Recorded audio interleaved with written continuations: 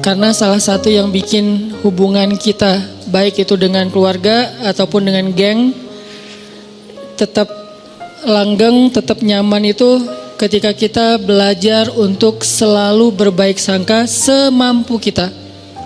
Fattaqullaha mastata'tum.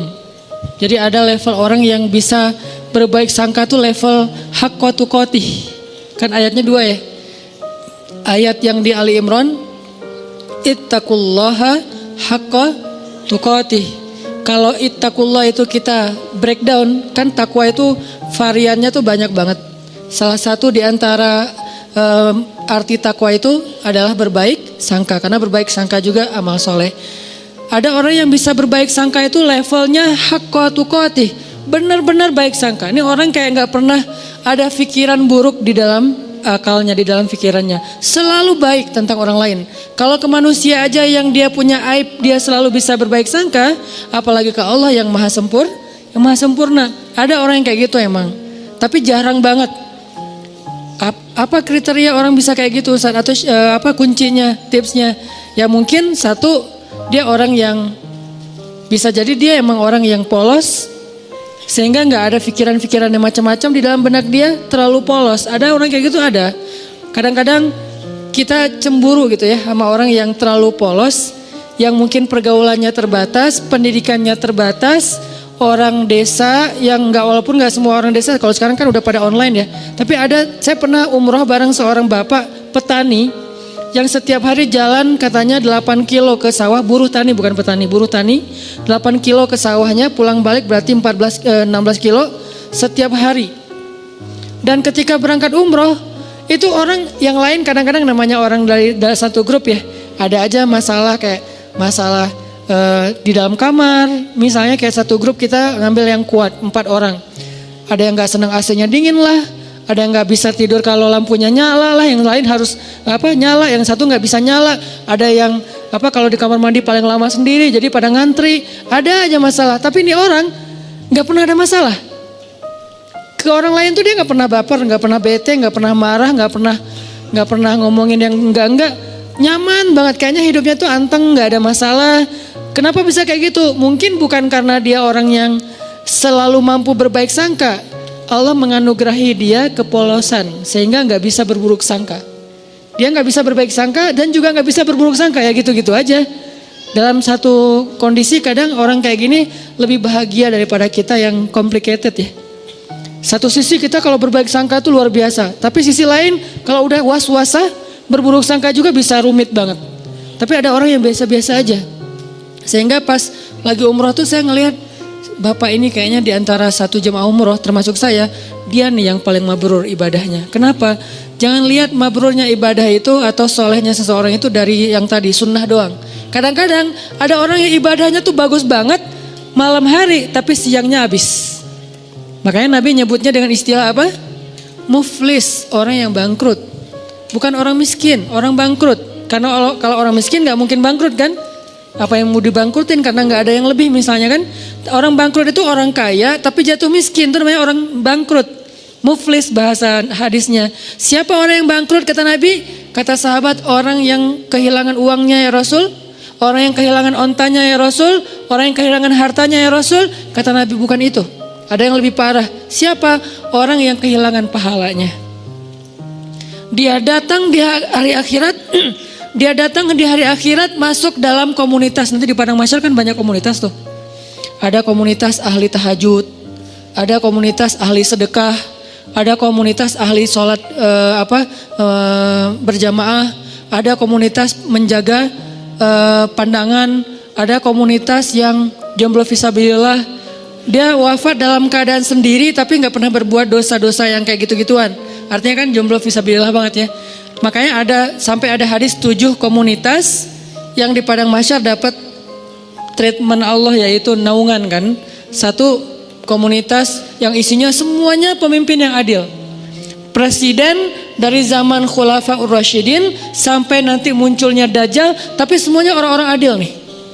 Ada yang kenal dan kita kenal namanya, ada yang kita nggak kenal namanya bahkan ceritanya. Tapi ada di antara manusia. Mulai dari level tertinggi yaitu pemimpin negara sampai level terendah yaitu pemimpin keluarga. Ini ada komunitasnya. Nanti ada komunitas anak muda yang keren-keren. Keren maksudnya apa Ustadz? Taat tapi asik. Dia masih muda, asik dengan kehidupannya, cuman gak pernah melanggar syariat. Dia rajin ibadah, dia jujur, dia banyak berbuat baik ke orang lain. Komunitas anak-anak muda. Salah satu yang terkenal di antara mereka legend banget siapa? Ashabul Kahfi. Yang lain nanti pemimpin-pemimpin mereka yang barisan paling depan ada Nabi Yahya, Nabi Isa, Yusuf, apalagi kalau di golongan sahabat Hasan, Husain. Ini nih anak-anak muda yang keren-keren nih. Mereka punya komunitas. Nah nanti ada juga komunitas yang ahli ibadah. Cuman ketika dihisap oleh Allah mereka jalan berkomunitas karena mereka digolongkan sesuai dengan amal yang dominan. Yasdur nasu ashtatan. Manusia yasdur akan dikelompokkan ashtatan berkelompok-kelompok sesuai dengan liyuro a'malahum, sesuai dengan amalnya. Jadi kalau datang ahli Quran itu ketahuan, wah hebat ya mereka ahli Quran gitu. Ketahuan dari mana? Mereka akan diberikan kendaraan cahaya. Kemudian dijemput langsung dari tempat mereka dibangkitkan, dari kuburnya dijemput oleh malaikat. Kemudian mereka akan dikawal oleh malaikat yang juga ahli Quran. Siapa malaikat itu? Malaikat Safaroh. Safaroh itu safir. Safir itu artinya brand ambassador, duta. Malaikat-malaikat duta. Wah hebat ya, jadi kayak selebriti di padang mahsyar lewat kelompok selebriti Al-Quran. Ada yang kayak gitu, tapi ini belum dihisap nih, masih berkelompok-kelompok. Begitu masuk hisap, berubah lagi nih. Dari satu komunitas itu misalnya Ahlul Quran, yang penghafal Quran, penghafal hadis, ahli ilmu, ternyata cuma setengahnya yang lulus masuk surga. Setengahnya lagi ketahan. Kenapa? Bangkrut. Kenapa bangkrut? Mungkin dia ahli Quran, tapi dia juga suka berburuk sangka dan membicarakan aib orang lain. Mungkin dia ahli tahajud, tapi dia siangnya membicarakan aib orang lain. Ini nih yang bahaya nih. Jadi balik lagi, saya kayak ngerasa iri gitu ke bapak tadi yang orangnya tuh lempeng. Ibadahnya mungkin enggak kayak yang lain yang sehari tahu sampai 5 kali. Dia paling sehari sekali, itu juga kalau ada yang ngajak, kalau enggak di kamar aja sendiri gitu kan ya. Karena udah selesai ibadah umroh, ya udah di kamar. Kenapa dia enggak ke masjid? Apa kurang soleh? Bukan, enggak tahu jalan. Dia sekamar itu berlima aslinya berempat tapi ditambah jadi berlima dan dia enggak komplain. Yang 4 ini komplain, dia enggak komplain. Padahal yang 3-nya komplain, dia enggak. Kenapa? Karena dia ya enggak apa-apa. Terus di antara berlima ini kan ada extra bed ya. Karena kamarnya kamar quad dengan bed yang single bed. Terus karena ditambah satu lagi, soalnya udah ganjil, extra bed, dia tidur di extra bed. Yang notabene extra bed itu enggak seperti yang biasa, kurang empuk. Terus dari bawahnya tuh bunyi-bunyi gitu, terus sakit badan. Tapi dia mau, padahal dia bayar sama dengan yang lain. Tapi dia dikasih extra bed, gak apa-apa. Terus teman-temannya karena malam-malam pada cepet-cepetan, pada berangkat sendiri-sendiri ke masjid, dia tinggal sendiri, takut sama orang kampung, takut keluar entah nyasar, kan yang paling terkenal tentang Mekah itu kan nyasar ya. Jadi akhirnya dia karena takut nyasar, ya udah di kamar aja, sholat subuh di kamar padahal di Mekah. Pak gimana tadi subuhnya? Di kamar Ustadz. Loh kenapa? Gak ada yang nemenin gitu doang. Wah ini Masya Allah, mungkin subuh dia tuh lebih afdal daripada kita yang subuhnya di masjid. Kenapa? Bukan karena dia gak mau, dia gak mampu, takut. Yang lain tawaf sehari 5 kali, dia tawaf kalaupun ada yang ngajak sehari sekali. Tapi gak pernah ngomongin aib orang lain, gak pernah berburuk sangka kepada orang lain. Dia orangnya selalu tersenyum, dalam keadaan capek aja bisa tersenyum. Dahsyat nih orang kayak gini nih, gak tahu Allah kasih kelebihan apa pada dia. Ini namanya haqqa tuqatih. Husnuzonnya itu udah benar-benar husnuzon. Selalu husnuzon, gak pernah berburuk sangka. Ada orang kayak gitu? Ada, apalagi di kalangan sahabat. Contoh, ada seorang sahabat namanya Tolhah bin Abdillah. Istrinya Tolhah ini pernah sukses, pernah juga diuji dengan terpuruk secara finansial. Bisnis dia, dagangan dia tuh kayak rugi gitu. Ketika sukses, teman-temannya banyak yang datang ke rumah. Tolha, jadi rumahnya rame terus. Dan suka minjemin duit dari dia. Jadi dia bantuin teman-temannya, traktirin makan teman-temannya. Pas lagi sukses nih. Begitu dia bangkrut, sepi. Gak ada yang datang ke rumahnya. Orang gak ada yang ngejar dia. Gak ada yang ngeramein rumahnya lagi. Gak ada yang jalan makan bareng dengan dia. Harusnya kan minimal gantian dong, sekarang dia yang ditraktirin kan. Akhirnya istrinya secara manusiawi normal bilang gini, Tolha, Tuh lihat teman-teman kamu sekarang. Ketahuan kan siapa yang sejati, siapa yang enggak. Kenapa kata Tolha? Giliran kamu sukses dulu mereka nemenin kamu. Ramai di rumah setiap malam. Sekarang giliran kamu bangkrut mereka jauh dari kamu. Kata Tolha, enggak, sebaliknya. Mereka itu teman-teman yang baik. Mana sisi baiknya? Dulu ketika aku banyak uang, mereka datang meminta tolong kepada aku karena mereka tahu aku mampu menolong mereka. Sekarang ketika aku bangkrut gak punya uang, mereka gak datang lagi karena gak mau merepotkan aku. Lihat sisi, selalu ada sisi husnuzon. Ini orang kok bisa kayak gini gitu. Sekarang mereka gak datang lagi ke rumah aku karena gak mau ngerepotin aku. Takut daripada saya minta pinjam uang ke Tolha, tapi Tolha jadi gak enak hati karena gak bisa nolongin. Kasihan, ya udah deh gak usah datang ke rumah Tolha. Itu yang dipikirin. Coba kalau kayaknya kita kayak istrinya lah ya, normal kan ya. Dan itu gak salah, cuman ada orang yang keren. Bisa haqqa tuqatih. Sehingga ayatnya, ittaqullaha haqqa tuqatih. Kalau kalian mau beramal saleh yang pol, coba. Ada orang yang bisa kayak gitu. Siapa lagi yang bisa husnuzon? Istrinya Abu Ayyub. Ketika terjadi fitnah, berita hoax tentang Aisyah selingkuh dengan Sofwan. Istrinya Abu Ayyub pulang ke rumah terus nanya ke istrinya, "Mah, udah dengar berita yang lagi trending topik gak?" Gitu. "Oh, tentang Aisyah, ya. Gimana menurut mama?" Kata istrinya Abu Ayyub, "Ya Abu Ayyub, gimana menurut engkau kalau ada yang membuat berita aku selingkuh?" Kata Abu Ayyub, "Ma'azallah, gak mungkin saya percaya. Karena saya tahu mama orangnya solehah, baik, menjaga diri, gak mungkin macam-macam. Kalau sebaliknya ada orang yang mengatakan engkau hai Abu Ayyub selingkuh, mungkin gak?"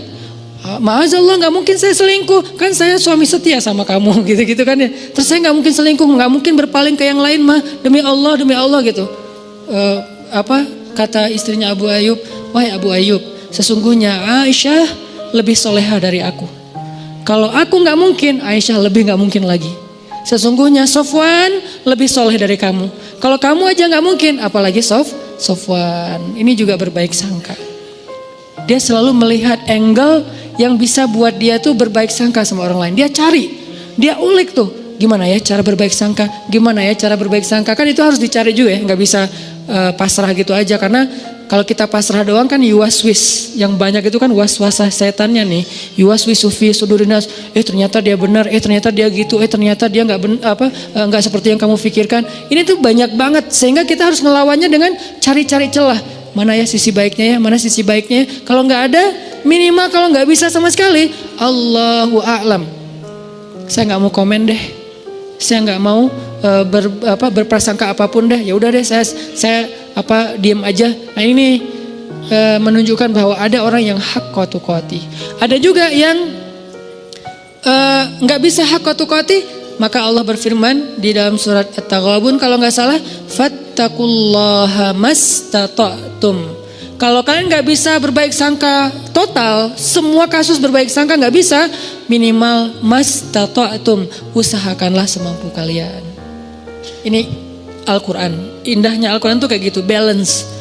Cuman kadang-kadang kan kita ngambil satu ayat menyimpulkan, padahal ayat itu saling mengutuhkan, saling menjelaskan bayinat antara satu dengan yang lain. Kalau nggak bisa semuanya berbaik sangka, jangan sampai juga kita akhirnya nyerah. Kayaknya susah banget ya berbaik sangka, udah deh kita biasa-biasa aja. Jangan gitu. Mastata'tum, berusahalah semampu kalian. Yang kalian lewatkan, minta ampun sama Allah. Yang kalian mampu, maka jagalah, dawamkan, istiqomahkan. Fattaqullaha mastata'tum. Mastata'tum itu yang mana Ustadz? Yang kecil-kecil dulu, latihan dari yang kecil dulu. Berbaik sangka terhadap hal-hal yang mungkin buat kita sih nothing tulus lah. Ya, ini kan masih gampang ya berbaik sangkanya ya. Apalagi buat orang yang mungkin gak ada hubungannya dengan kita. Dan kalau kita berbaik sangka juga atau berburuk sangka, gak ada untung ruginya buat kita. Ya udah kita latihan dari yang itu dulu. Terus kasus-kasus sepele, kasus yang sekedar komen, sekedar broadcast. Kayak misalnya kita lagi di satu grup, beda mazhab. Tiba-tiba ada yang broadcast mazhab yang kita nggak sama dengan kita. Jangan langsung berburuk sangka. Nih kayaknya nyepet gua nih. Jangan. Sampai di dalam taklim juga kadang-kadang ada orang yang berburuk sangka gara-gara pertanyaan. Misalnya, "Ustadz, saya mau nanya, gimana orang yang kerjanya masih riba?" Langsung diliatin. "Lo maksudnya gua?" Jangan, karena dia nggak kenal kita dan dia juga nggak tahu. Mungkin dia nanya, memang dia pengen tahu jawabannya. Tapi jangan juga sengaja kita nanya buat menjatuhkan teman kita yang baru belajar. Kayak misalnya dia baru datang, hijabnya belum sempurna, kita lihat tuh, wah ini ada bahan pertanyaan nih. Pas sesi tanya jawab, Ustadz, apa hukumnya masuk masjid? Hijabnya masih kelihatan kayak orang di sebelah. Nah ini nih.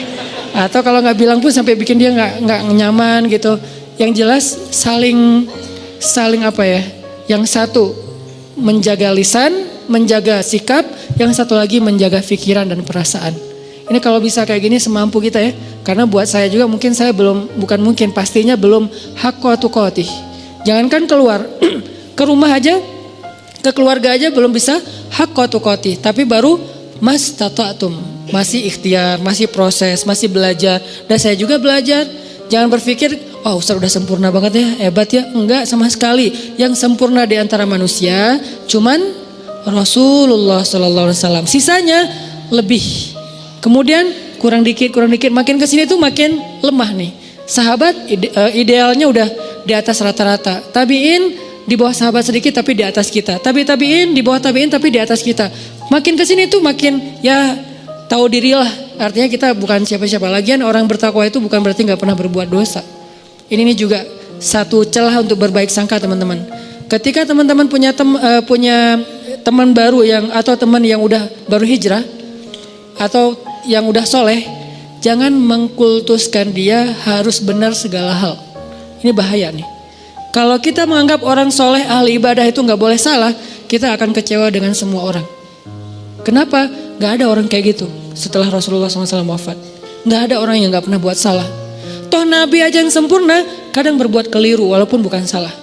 Nabi gak pernah berbuat dosa, Nabi tidak berbuat kesalahan, maksum, tapi keliru, ya. Bahkan beberapa kali Nabi ditegur di Al-Quran oleh Allah. Banyak ayat, termasuk Nabi lupa bilang insya Allah, sampai akhirnya ditegur.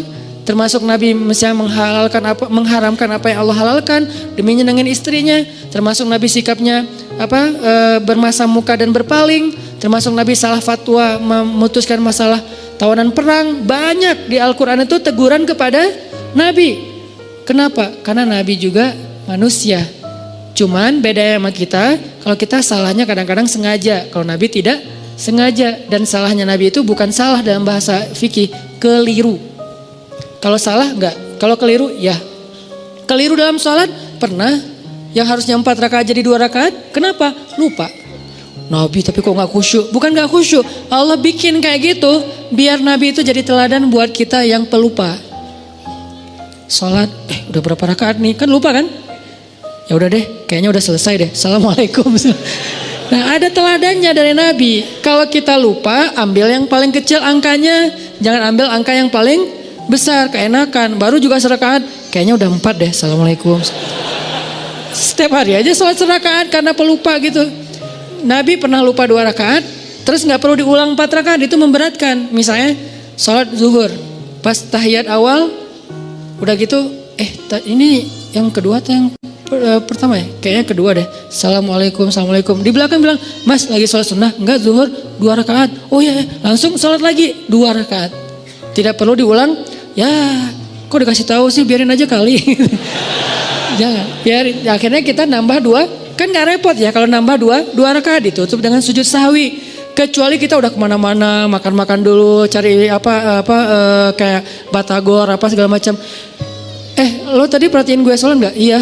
Kenapa? 2 apa 4? 2 sih kayaknya. Oh 2 beneran 2 ya. Udah deh 2 lagi deh.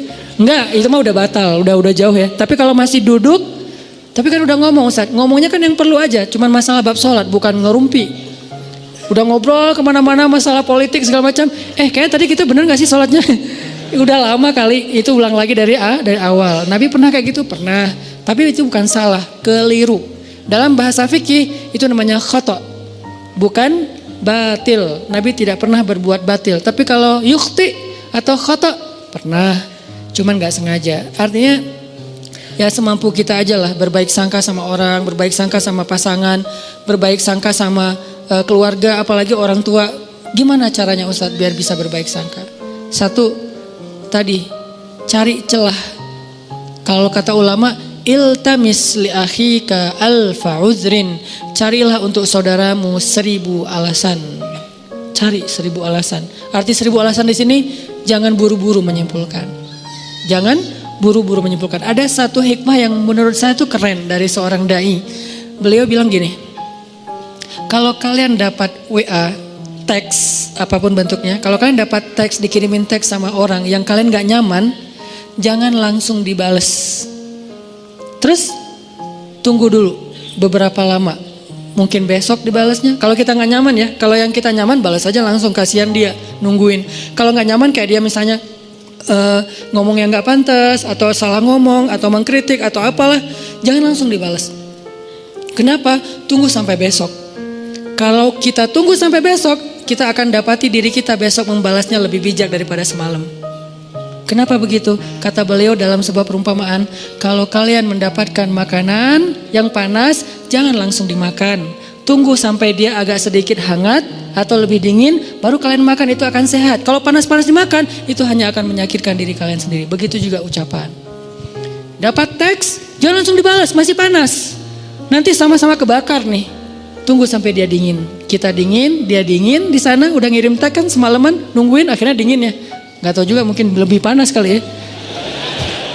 Nah, kita membalasnya dalam keadaan dingin, sejuk, enak tuh. Kayak air dikasih teh panas, tunggu sampai jadi teh hangat, baru kita minum. Tapi kalau panas-panas diminum, yang pertama kita celaka, yang kedua juga orang lain celaka. Kenapa? Kita celaka karena kepanasan, orang lain celaka karena kita salah-salahin. Ini siapa sih yang bikin teh panas-panas amat, dan seterusnya dan seterusnya. Begitu juga dengan ucapan. Ini cara berbaik sangka nih. Caranya jangan langsung disimpulkan, jangan langsung dijudge, tunggu aja dulu. Siapa tahu setelah kita tunggu ternyata secara natural terjelaskan dengan sendirinya. Muncul tabayun yang tidak kita sengaja, bukan kita cari, bukan. Tiba-tiba muncul kayak tabayun, penjelasan dari sana sini. Akhirnya kita nggak sempat menyimpulkan yang negatif kan? Alhamdulillah selamat gitu. Ustadz, kadang-kadang buruk sangka itu bukan disengaja, muncul aja. Makanya gak mungkin lah kita sengaja pengen berburuk sangka sama orang lain. Itu was-wasa dari setan. Kok salah setan sih Ustadz? Ya emang salah setan. Kenapa kok salah setan? Ya setan, memang untuk disalahin gitu kan. Makanya Nabi Yusha ketika lupa dengan ikannya yang berenang, apa kata beliau? Wa ma ansanihu illa syaitanu an adzkurah. Gak ada yang bikin saya lupa kecuali karena saya setan. Ini setan nih kerjaannya nih gitu. Jadi a'udzubillahi minasyaiton. Pas kita ada yang gak enak di pikiran kita, a'udzubillahi minasyaitonirrajim. Terus kata setan, gue gak ngapa-ngapain kok ditauz-tauzin sih. Ya emang bagian dia gitu. Masa a'udzubillahi minni. Ya Allah, aku berlindung dari diriku sendiri, kan gak mungkin ya. Gak ada ayatnya, yang ada berlindung dari setan. Intinya cari celah, jangan langsung disimpulkan, biarin aja dulu larut. Ada masalah, jangan langsung, wah bener nih, jangan, diamin aja dulu. Minimal kalau gak tertabayun, terjelaskan dengan sendirinya, kitanya udah concernnya udah pecah dengan hal-hal yang lain. Siapa tahu tiba-tiba Allah memberi kita rezeki lupa, besok gak sempat dibahas lagi. Ini cara-cara berbaik sangka yang kata ulama praktis. Tunggu, jangan simpulkan dulu. Kedua, cara berbaik sangka, kita ingat-ingat kebaikannya. Karena kalau kita gak pernah ingat kebaikan orang lain, agak susah sih memikirkan bahwa dia itu sebetulnya gak ada maksud apa-apa. Tapi kalau menurut kita nih orangnya tuh baik, orangnya tuh gak pernah bohong. Begitu ada orang bilang dia bohong lu kemarin, kayak gak mungkin deh. Soalnya setahu saya dia tuh orangnya selalu jujur. Nah kan karena kita ingat bahwa dia jujur, susah percaya kalau dia bohong. Karena kita ingat dia orangnya setia, susah percaya kalau dia selingkuh. Karena kita ingat dia orangnya perhatian, susah percaya kalau dia cuek. Ini nih ingat kebaikan. Seingat mungkin, kalau perlu kita bikin program buat diri sendiri berbaik sangka dalam rangka mastata'tum, semampu kita catat. Dia pernah gini sama saya, dia pernah bantuin saya, dia pernah. Sesekali kita minta tolong dia gak bisa tolong, kita akan lihat dulu sih dia selalu nolongin saya. Kok sekarang dia gak nolong? Kayaknya dia lagi ada masalah juga. Tapi kalau kita lupa, dia emang gitu orangnya, susah banget dimintain tolong. Padahal setiap hari nolong. Kecuali kali ini. Nah ini cara berbaik sangka, ingat kebaikan orang lain. Kalau gak ada Ustadz, siapa bilang gak ada? Gak mungkin gak ada, kecuali Firaun. Toh Firaun aja masih ada kebaikannya apa? Masih mau menampung Musa kecil di rumahnya, walaupun sebetulnya dia gak suka kepada Musa itu. Masih mau, gara-gara apa? Gara-gara sayang sama istrinya. Kalau Dajjal, nah itu satu-satunya yang mungkin bukan hampir, gak ada sih emang. Sehingga kita disuruh bertauz di akhir sholat kita dari Dajjal. Jadi tauz itu kayaknya setahu saya itu dua ya. Setan dan Dajjal. Ini saking buruknya. Tapi kalau manusia biasa pasti ada. Kalau nggak kelihatan sama kita bukan nggak ada, kita nggak tahu. Sehingga kita berbaik sangkanya ya pasti adalah kebaikan dia, cuman saya nggak tahu. Ustadz, kalau yang berburuk sangka itu tentang sesuatu yang bikin kita sebel gimana Ustadz? Ini nih yang agak berat nih. Kalau nggak ada hubungannya dengan kita kayak isu, informasi apa yang lagi nge-hit atau apa, itu mungkin buat kita sih gampang berbaik sangkanya. Tapi kalau yang bikin kita nyesek gimana Ustadz berbaik sangkanya? Sholat. Jangan berbaik sangka sama dia kalau belum mampu. Berbaik sangkalah kepada Robnya. Karena kalau ini juga nggak bisa, udah nggak ada lagi harapan. Cara berbaik sangka kepada Allah hubungannya dengan dia apa Ustadz? Ya Allah, saya nggak tahu apa yang terjadi. Saya serahkan urusan dia kepada Engkau. Engkau pasti nggak akan ngecewain saya dong pastinya. Ini nih cara berbaik sangka ke Allah. Akhirnya tawakal modalnya supaya kita nggak ngikutin prasangka buruk kita yang bikin kita nyesek. Kadang-kadang orang berburuk sangka itu bukan hanya dalam kehidupan yang biasa, dalam ibadah aja bisa berburuk sangka. Dan kalau udah kayak gitu udah nggak nyaman. Ada teman kita misalnya kayak lagi puasa sunnah, kok dia egois banget sih puasa sunnah pas lagi mau ngajak acara makan-makan bareng saya nggak bisa, sehari aja dia batal. Nah ini udah mulai muncul sebelnya, nggak nyamannya. Berbaik sangkalah apa? Ya mungkin dia nggak ada hajat yang dia lagi butuhin sehingga dia kayak lagi ngelobi langit dengan ibadah-ibadah sunnah, dan itu lebih dia butuhkan daripada sekedar membatalkan puasa demi makan-makan dengan kita. Ya udah deh nggak apa-apa, mungkin dia punya hajat yang penting, bisa kayak gitu atau apapun lah bentuknya.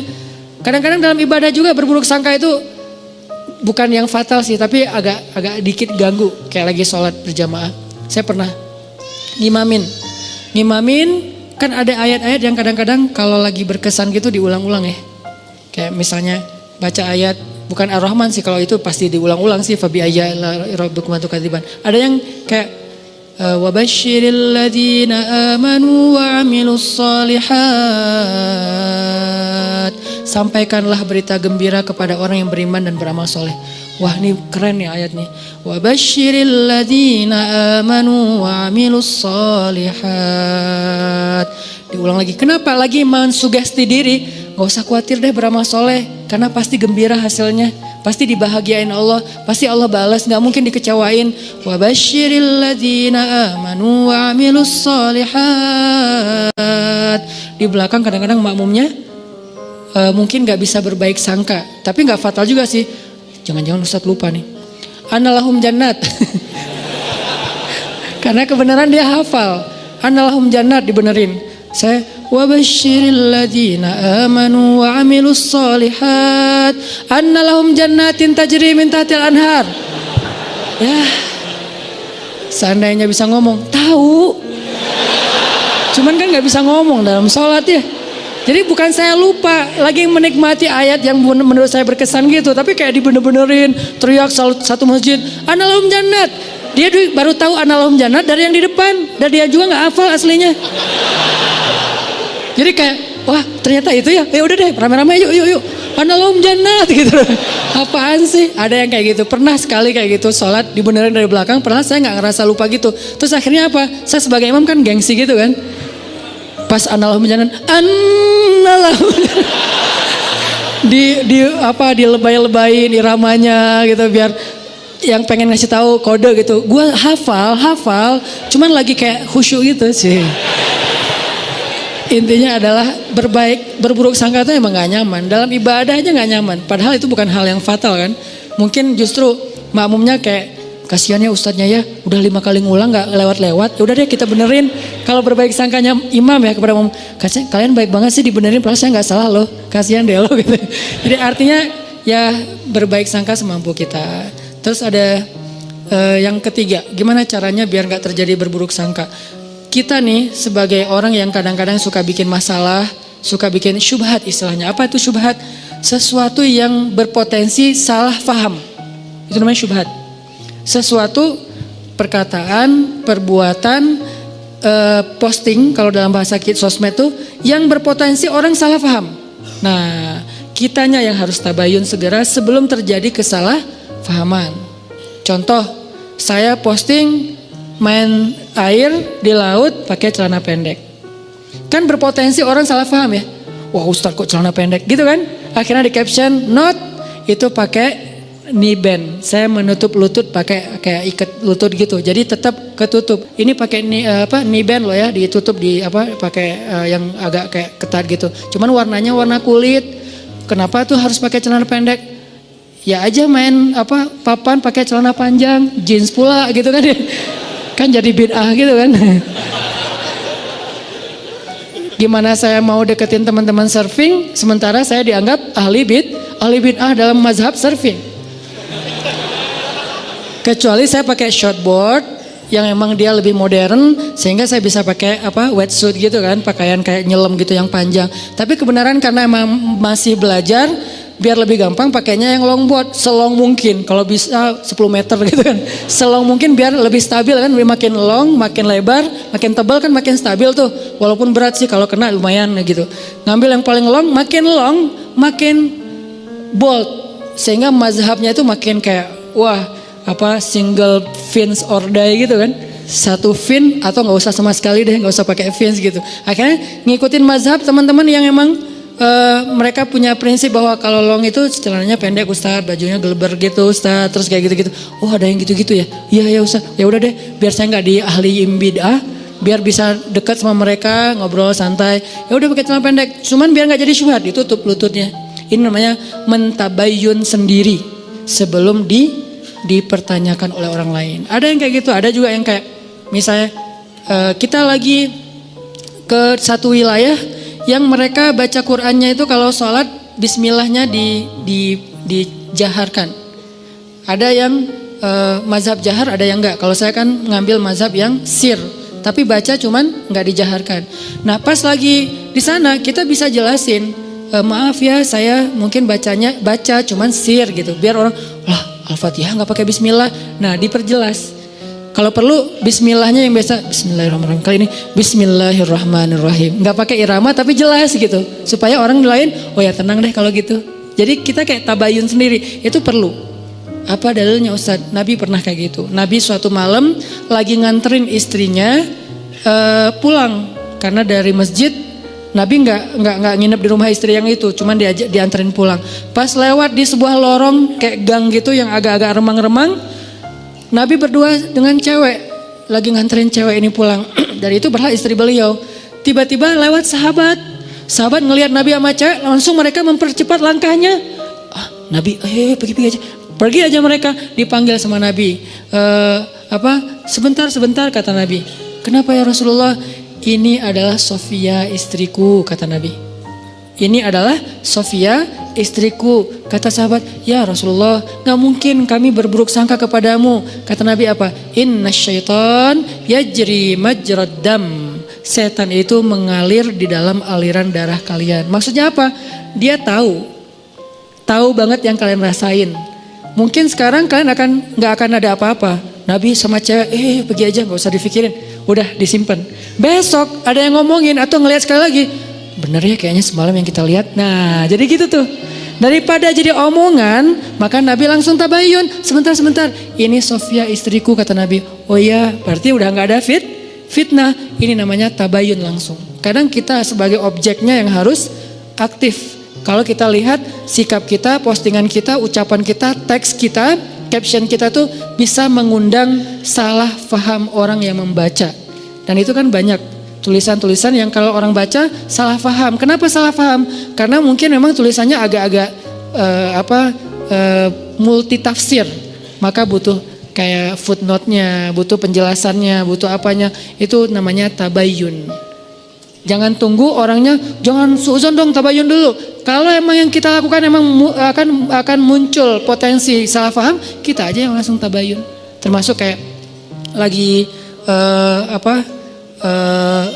lagi bikin event. Saya beberapa kali bikin event, muhasabahnya pakai back sound. Saya udah minta fatwa, saya tanya Ustadz Abu Somad, Ustadz, saya muhasabah pakai back sound boleh nggak Ustadz? Di dalam masjid atau di luar? Di luar boleh. Tanya ke yang lebih senior lagi, namanya Bang Zikri, kakak kelas saya namanya Dr. Awalul Zikri, dokter di bidang fikih. Berarti beliau kan lebih ini lagi ilmunya. Bang, saya pakai backsound tapi di luar masjid, di gedung gitu pas muhasabah. Boleh enggak?